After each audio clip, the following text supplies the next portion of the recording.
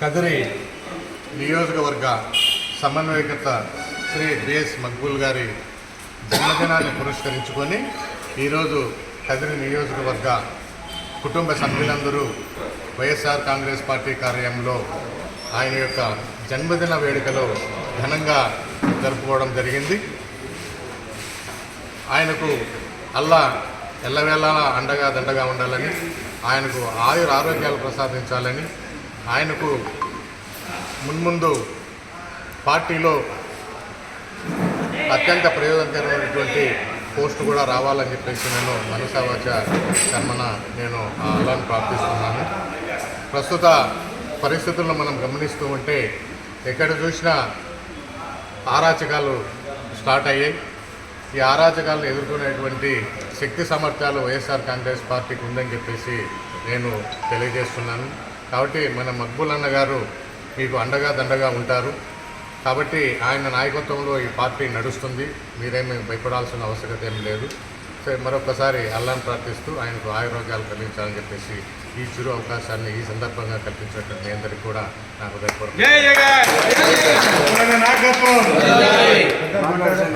ఈరోజు మక్బూల్ గారి జన్మదిన శుభాకాంక్షలను వైఎస్ఆర్ పార్టీ కార్యాలయంలో కార్యకర్తల సమక్షంలో వైఎస్ఆర్ పార్టీ నాయకుల సమక్షంలో ఘనంగా శుభాకాంక్షలు తెలియడం జరిగింది.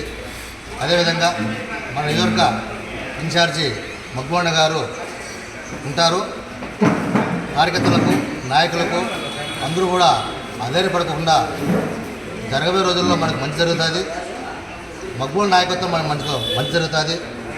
అదేవిధంగా ఎవరు కూడా అధైర్యపడకుండా అందరూ కలిసికట్టుగా ఉండి మన పార్టీకి అండగా ఉండాలని కోరుకుంటూ జరగబోయే రోజుల్లో మనకు మంచి జరుగుతుంది.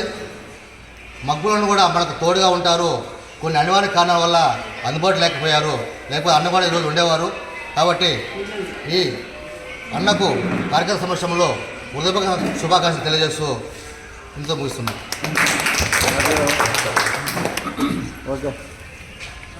ఈరోజు నిజంగా